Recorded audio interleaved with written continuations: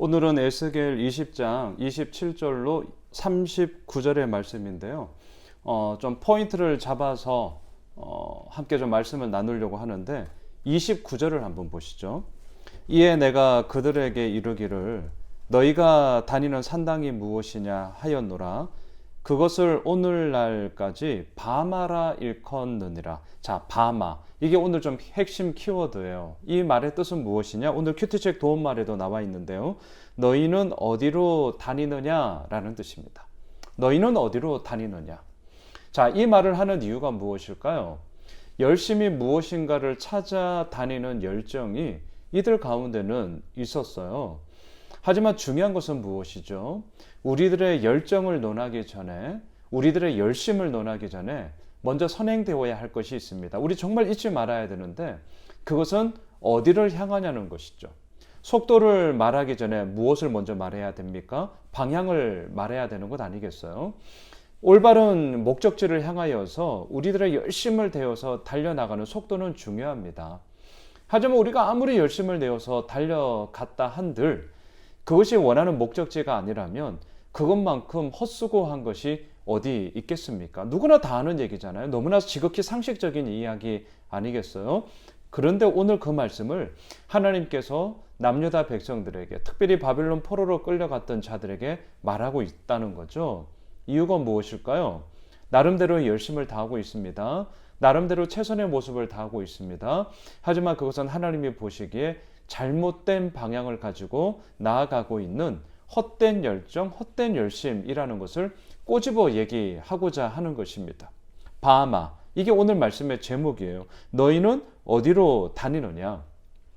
잘못된 열정을 끝내는 마침표는 오늘 말씀의 결론이기도 한데요.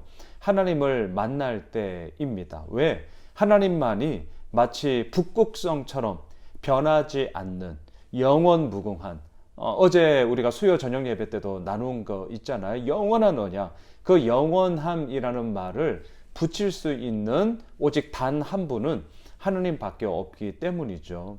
바마, 너희는 어디로 다니느냐? 그 끝없는 열정의 온전한 방향은 오직 하나님을 만날 때이다라는 사실을 우리는 오늘 본문을 통하여 역설적으로 깨닫게 되는 것이죠. 이들은요, 자신의 열심과 열정에만 갇혀서 결국은 자기가 원하는 길로만 가고자 했습니다. 그러한 자들에게 31절을 보십시오. 너희가 또 너희 아들을 화제로 삼아 불 가운데로 지나게 하며 오늘까지 너희 자신을 우상들로 말미암아 더럽히느냐? 이스라엘 족속아, 너희가 내게 묻기를 내가 용납하겠느냐? 주 여호와의 말씀이니라. 내가 나의 삶을 두고 맹세하노니 너희가 내게 묻기를 내가 용납하지 아니하리라. 이들은요, 열심을 다했다니까요. 열정을 다해 섬겼어요. 하지만 그 섬김의 모습은 누굽니까? 우상을 섬기는 거였어요. 그래서 심지어는요, 아들을 화제로 삼아 불 가운데로 지나가게 했습니다. 거짓 우상들을 섬기는 자들이 이렇게 했던 것이죠. 하나님이 이렇게 하라고 하신 적이 없잖아요. 그럼에도 불구하고 이들은 항변하는 겁니다. 우리가 이렇게 열심히 섬겼는데, 우리가 이렇게 열심히 했는데, 아니 도대체 이게 뭐냐? 아니 우리의 삶에 공고함이 있어서 묻겠다고 하는데 어찌 그 물음에 대해서 대답하지 않느냐?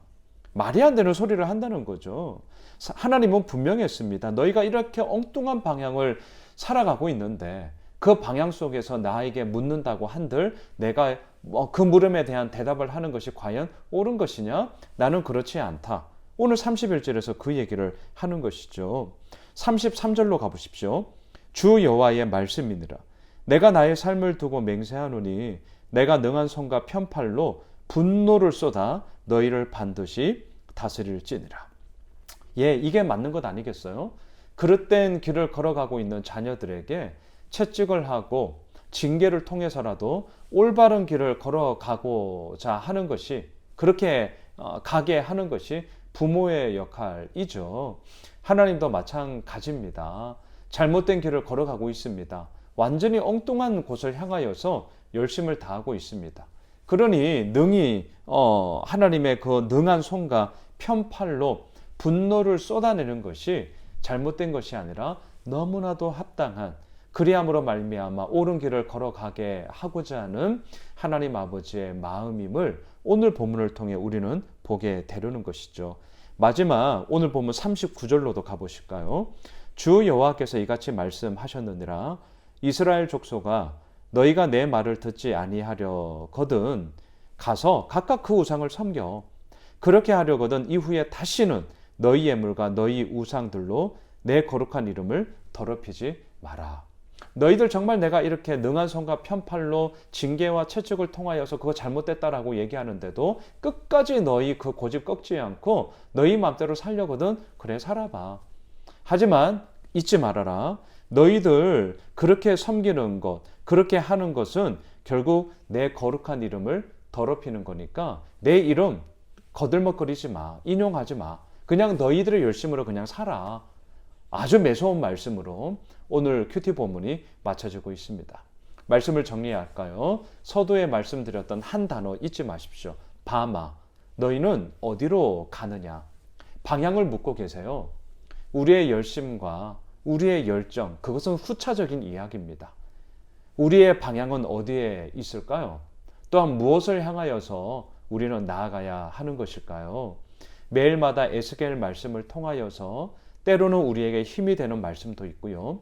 오늘 본문처럼 우리들의 마음에 전곡을 찔러서 정말 우리가 무엇을 향하여 나아갈 것인지에 대한 그 질문 앞에 서게 하는 말씀을 오늘 우리는 접하게 됩니다.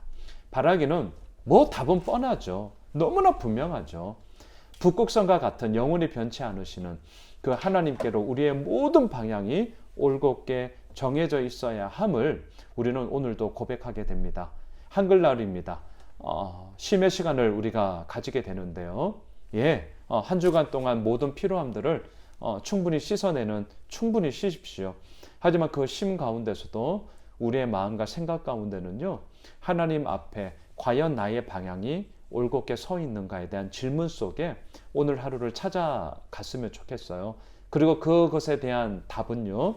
하나님을 만날 때에 우리들의 잘못된 방향들은 마침표 찍어지고 그곳에서부터 새로운 길을 우리는 걸어가게 될 것이다. 우리 오늘 이 사실을 우리 마음에 새기고 오늘 하루를 보내게 되는 그런 귀한 한 날 되시길 주님의 이름으로 축복합니다.